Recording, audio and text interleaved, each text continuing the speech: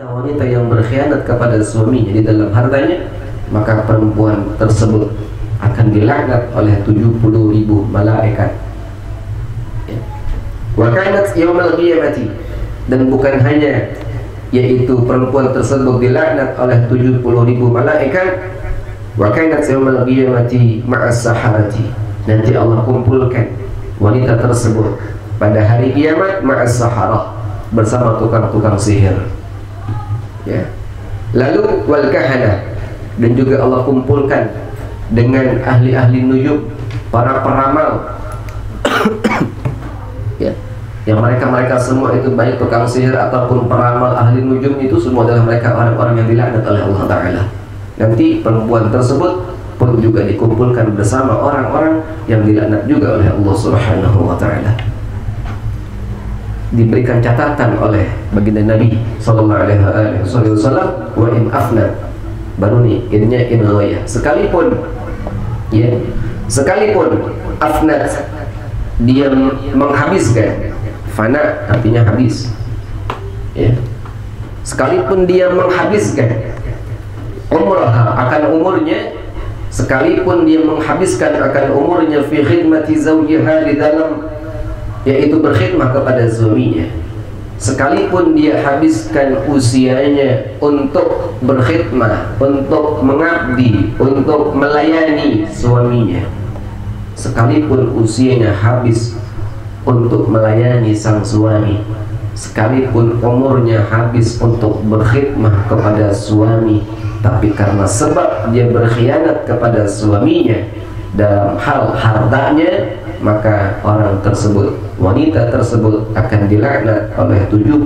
malaikat, dan kelak pada yaumul qiyamah akan dikumpulkan bersama orang-orang yang dilaknat oleh Allah pula, yakni para tukang sihir, para ahli-ahli nujum, para peramal-peramal dan lain sebagainya.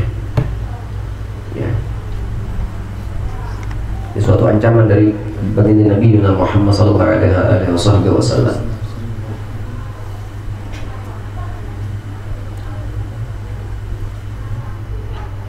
Kalau kita sayang kepada istri kita, kita sampaikan, jangan sampai seperti ini, gitu ya.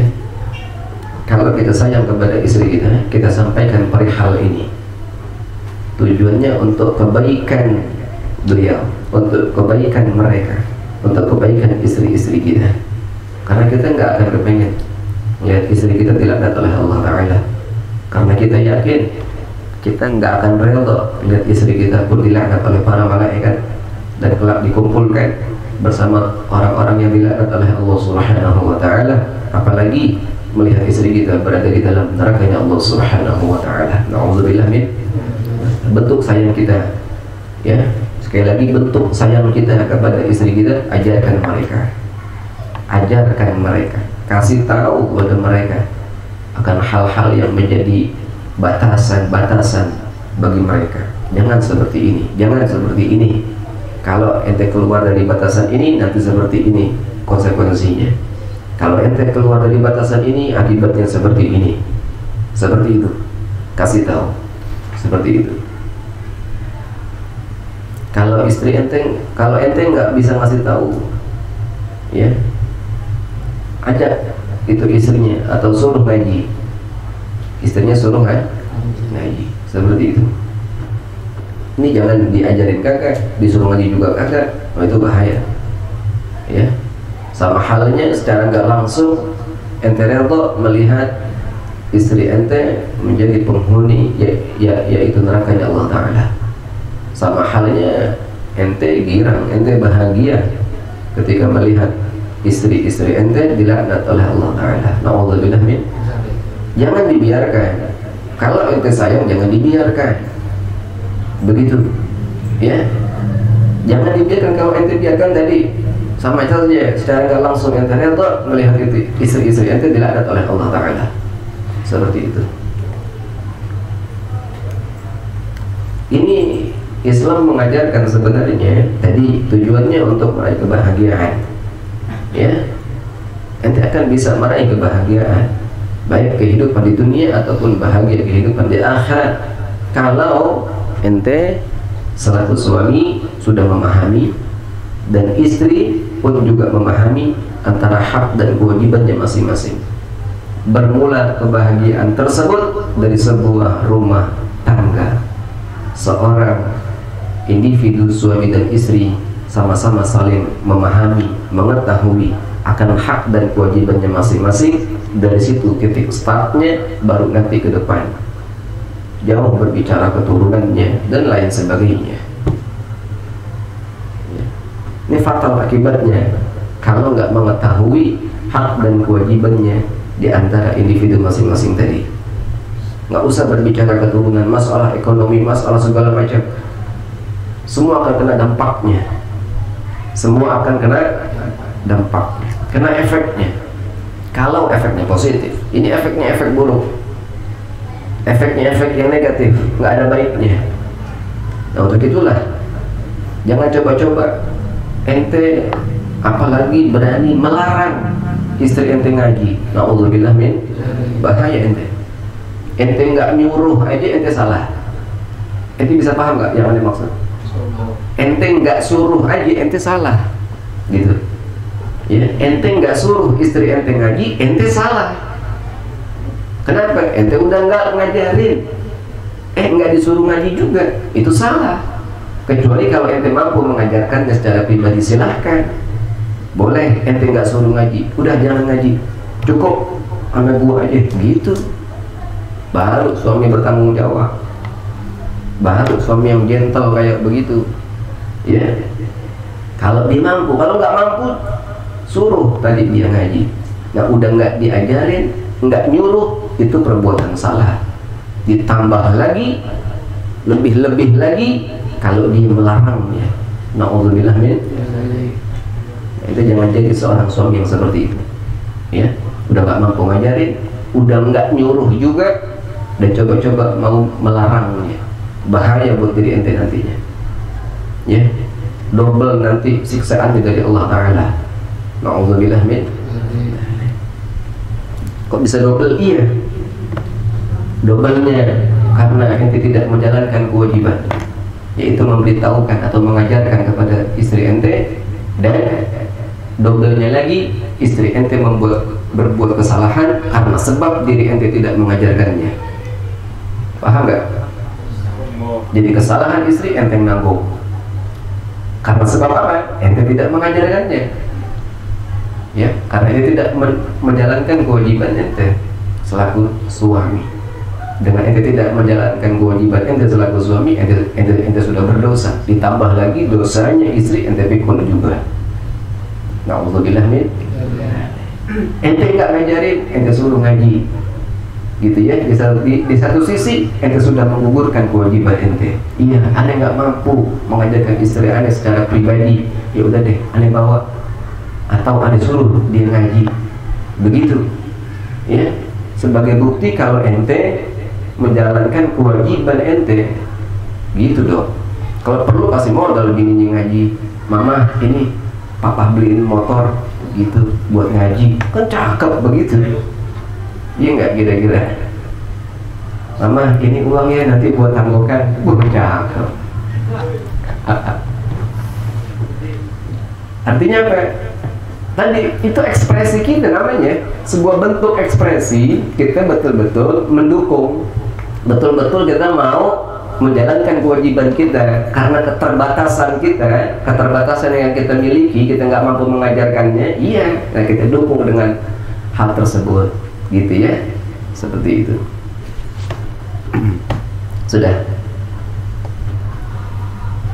Nah, kemudian waqala Muawiyah, dan telah berkata Sayyidina Muawiyah,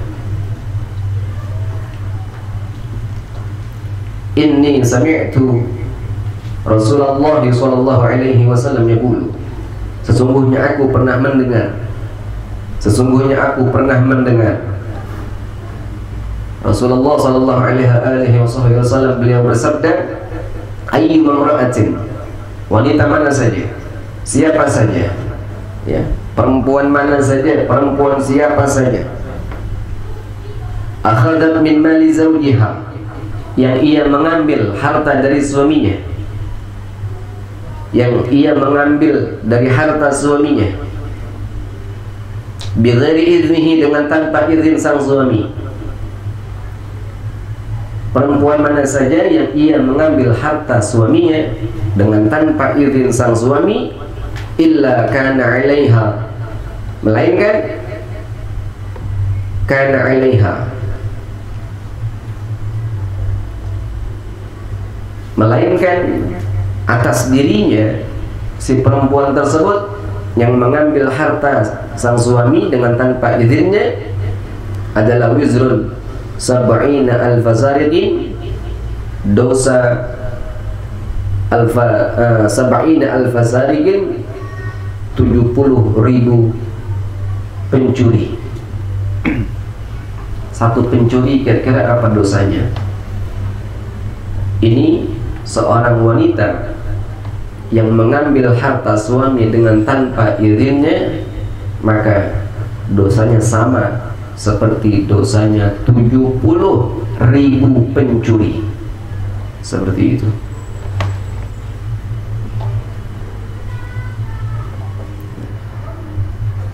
Wa in hadara ay zawju amsakat lisanaha anhu.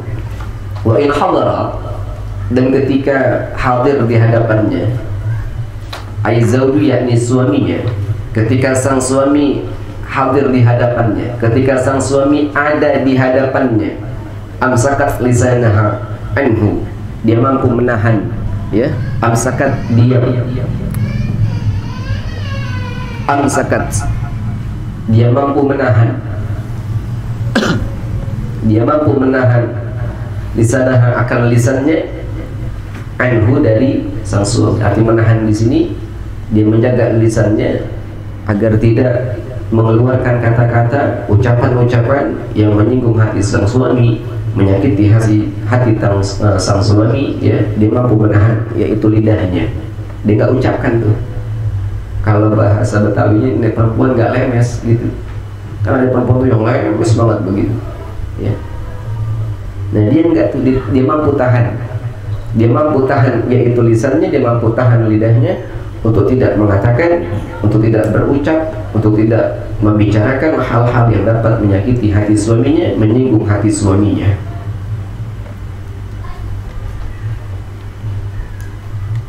Itu yang ketiga tadi itu. Nomor 3, perempuan yang merupakan calon penghuni surganya Allah, ya. Tadi yang kedua itu kan wanita-wanita yang apa tadi itu? Yang taat, ya, kepada kepada Allah dan suaminya, kemudian sabar, qanaah, ya, lalu memiliki rasa malu, ya, seperti itu, dan mampu menjaga dirinya, mampu menjaga kehormatan dirinya, mampu menjaga harga dirinya. Nah yang ketiga, calon penghuni surga dari golongan wanita adalah ketika sang suami ada di hadapan dirinya, ia mampu menjaga lisannya untuk tidak mengucapkan hal-hal yang dapat menyakiti hati sang suami.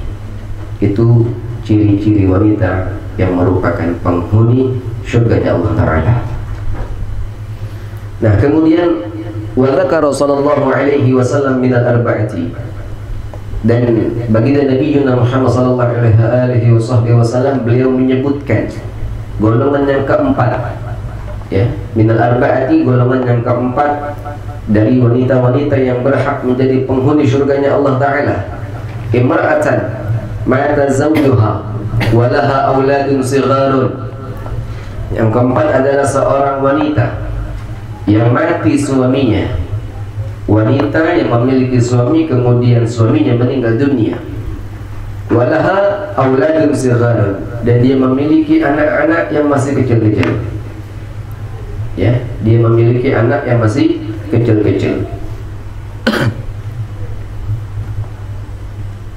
Artinya ada seorang wanita punya anak masih kecil, ditinggal mati oleh suaminya.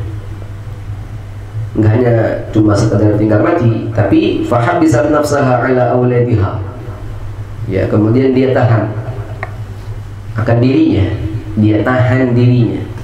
Artinya tahan dirinya begini, yang dimaksud dengan fahabisat nafsaha, Ya, yang maksud dengan fahabisat nafsaha, dia tidak mengutamakan yang menjadi keinginan dirinya.